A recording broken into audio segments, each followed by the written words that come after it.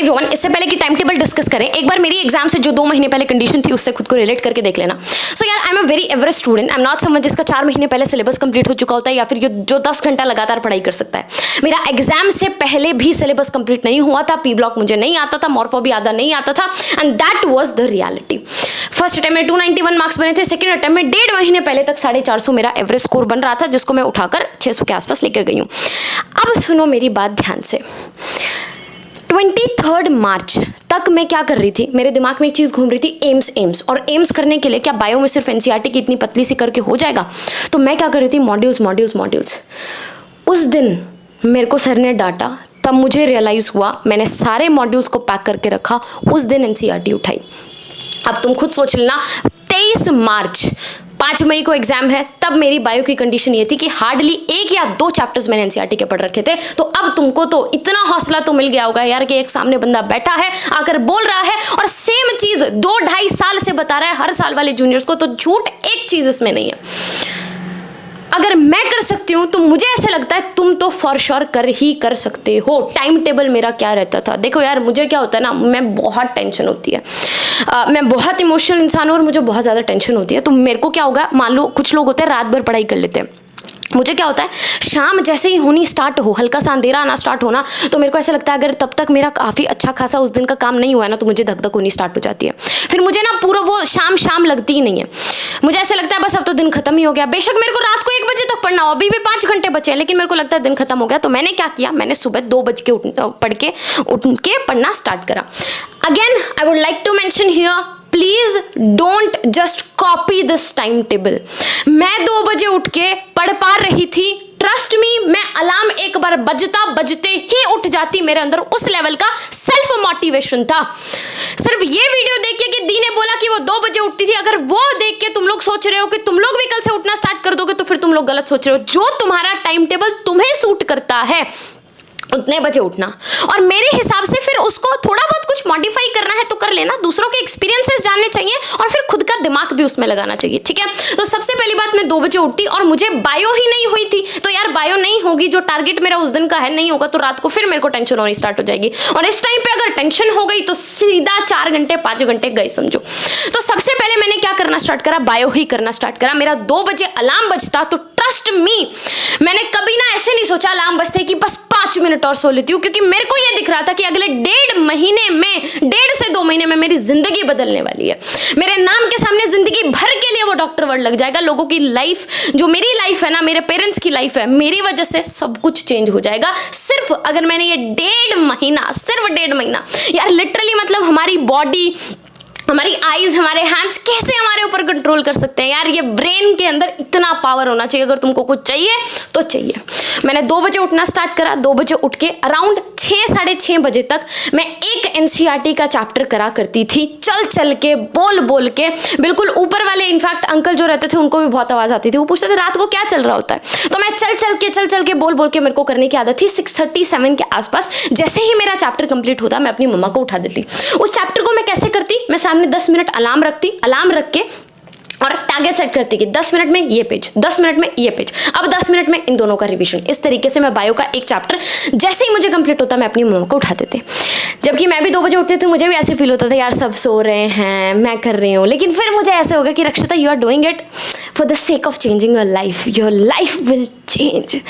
And सच में बदल गई है यार। मतलब मैंने कभी उम्मीद नहीं किया था कि मेरी लाइफ ऐसी होगी। ये मेरी लाइफ है, मुझे आज तक विश्वास नहीं होता है, ठीक है। सो 7 बजे के आसपास मैं और मम्मा, मुझे ना ऐसे होता है कि मुझे ब्रेक चाहिए ही चाहिए। बहुत सारे स्टूडेंट्स, बहुत सारे टॉपर्स, स्पेशली टॉपर्स, वो आपको जरूर मेंशन करेंगे कि हम 3 बजे उठते हैं, 3 बजे उठ के और लगातार 12 बजे तक, 1 बजे तक हम पढ़ाई कर रहे हैं। यार, आई एम नॉट समवन जो इतना लगातार पढ़ाई कर सकता है। मुझे बीच में ब्रेक चाहिए, मुझे बीच में बिल्कुल एकदम उस पढ़ाई से कट ऑफ चाहिए, तभी मेरा दिमाग दोबारा काम करेगा।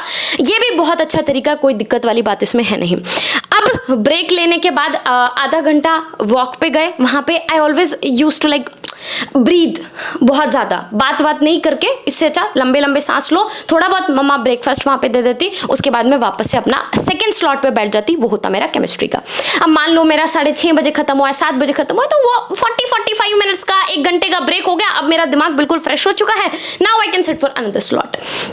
दूसरे स्लॉट के लिए वहां पे बैठ जाओ, वही 3.5 घंटा 4 घंटा जितना भी आपसे बैठा जाए लगातार, उसके बाद दोबारा से एक ब्रेक लो। अब ये टाइम टेबल ऐसे है ना, कुछ मैं एग्जैक्ट नहीं बता सकती कि 3 बजे से लेके 5 बजे तक ये, 5 बजे से ये, यार तुम बैठो, जैसे ही तुम्हारा वो उस सब्जेक्ट का टारगेट खत्म हो जाए, जैसे ही तुम थक जाओ ब्रेक ले लो।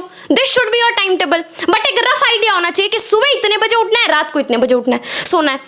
तो ये मेरा केमिस्ट्री का हो गया। उसके बाद मेरा क्या हो जाता है, लंच वंच का टाइम हो जाता है। इस टाइम पे मैं अच्छा खासा ब्रेक लेती, लंच का टाइम मेरे पास हो गया, साथ में मैं अब आधा घंटा 45 मिनट्स का नैप वैप ले लेती, मम्मा के साथ बात बात करके 1.5-2 घंटे के आसपास यहाँ पे ब्रेक। उसके बाद अब मेरा थर्ड स्लॉट स्टार्ट, वो होता फिजिक्स का। फिजिक्स में भी अपना वही जो भी चैप्टर का अपना टारगेट मैंने ले रखा था मॉर्निंग में, उसको कंप्लीट करो 3.5-4 घंटे में। उसके बाद फिर से मैं इवनिंग में एक राउंड पे जाती थी 6-6:30 बजे के आसपास, 6:30-7 ऐसा कुछ हो जाता था।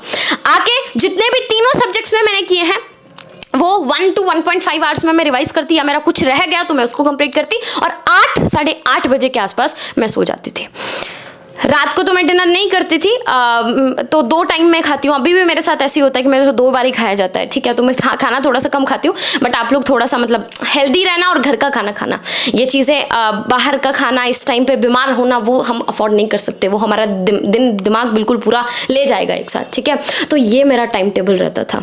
अब 16 आवर्स 15 आवर्स कितना है पता नहीं, होगा भी नहीं उतना, होगा भी नहीं, और होगा भी तो उतना प्रोडक्टिव नहीं होगा।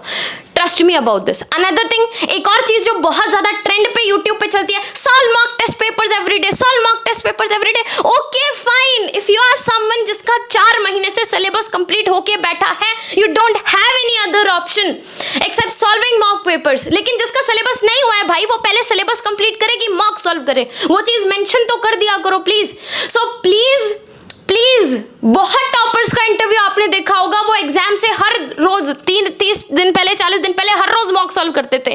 बट क्या तुम्हारा सिलेबस कंप्लीट हो गया है? अगर हो गया है तो वेल एंड गुड, सॉल्व करो। अगर नहीं हुआ है, प्लीज हर 3 से 4 दिन में एक मॉक सॉल्व करो, बिकॉज हमारा मेन टारगेट पहले होना चाहिए सिलेबस कंप्लीट तो हो जाए भाई।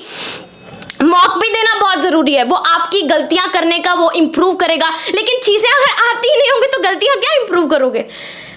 तो प्लीज ये चीज आप लोग इंप्रूव करो। मेरे साथ फर्स्ट अटेम्प्ट में क्या होता था, मैं हर रोज टेस्ट देना स्टार्ट कर दिया था मैंने, और सेकंड अटेम्प्ट में मैंने ये चीज इंप्रूव करी, क्योंकि मैं तो वो हूं यार, मेरा तो लास्ट तक सिलेबस कंप्लीट होता नहीं है, मैं तो आखिरी दिन तक लड़ती रहती हूँ, रगड़ती रहती हूँ, कुछ ना कुछ पढ़ती रहती हूँ।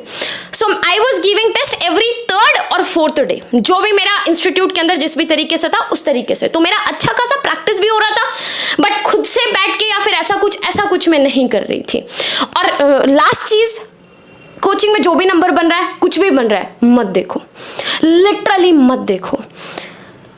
तुम्हारा एक टारगेट, अब इतना कम टाइम बचा है कि तुम्हारा एक सिंगल ये टारगेट होना चाहिए कि मेरा सिलेबस कैसे कंप्लीट हो, रात को शांति की नींद मुझे कैसे आए, बस मैंने ये चैप्टर कंप्लीट कर लिया, इसमें मुझे सेटिस्फेक्शन कैसे आई, तुमको खुद आ जाएगी। और टाइम टेबल तो मैंने तुमको बता दिया यार, सुबह जितने बजे उठना है उठो, एक सब्जेक्ट का एक स्लॉट बैठो, स्लॉट बैठते ही जैसे ही थक जाओ, वो टारगेट खत्म हो जाए, उठ जाओ, ब्रेक ले लो एक बीच में अच्छा खासा, दूसरे स्लॉट में बैठो, खत्म हो जाए, खत्म, तीसरे स्लॉट में बैठो, खत्म हो जाए, खत्म, लास्ट में एक बार रात को 1 घंटा तीनों के तीनों स्लॉट्स का रिवीजन।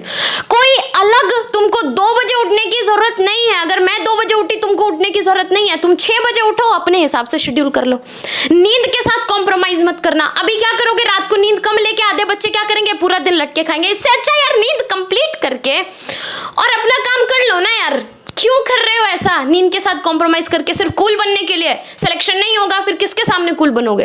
ये सब चीजें निकल जाएंगी। तो हाँ, हो सकता है कि मैंने इस वीडियो में थोड़ी बहुत चीजें हार्श बोल दी हो या फिर थोड़ा इधर उधर निकल गया हो, मैं हाथ जोड़ के उस चीज के लिए माफी मांगती हूँ। लेकिन मैंने कुछ वीडियोस देखा जो मुझे एक एवरेज स्टूडेंट के लिए वो चीजें मुझे सही नहीं लगी। वो टॉपर्स के लिए होंगी यार, लेकिन मैं एक एवरेज स्टूडेंट हूँ, तो मैं उन्हीं स्टूडेंट्स को एड्रेस करूंगी जिनको लगता है कि वो एवरेज है, जिनका अभी तक सिलेबस कंप्लीट नहीं हुआ है या फिर जो भी नहीं हुआ है। बाकी कुछ भी डाउट हो कमेंट सेक्शन के अंदर मुझे बताना, उनको हम धीरे धीरे जैसे भी होगा या तो कमेंट सेक्शन में रिप्लाई करके या फिर वैसे सॉल्व करने की कोशिश करेंगे, ठीक है। बाकी कुछ भी तुमको पीडीएफ वीडीएफ चाहिए, माइंड मैप्स वगैरह चाहिए, वो मेरे टेलीग्राम के ऊपर मिल जाएंगे। सब चीजों का लिंक डिस्क्रिप्शन के अंदर होगा।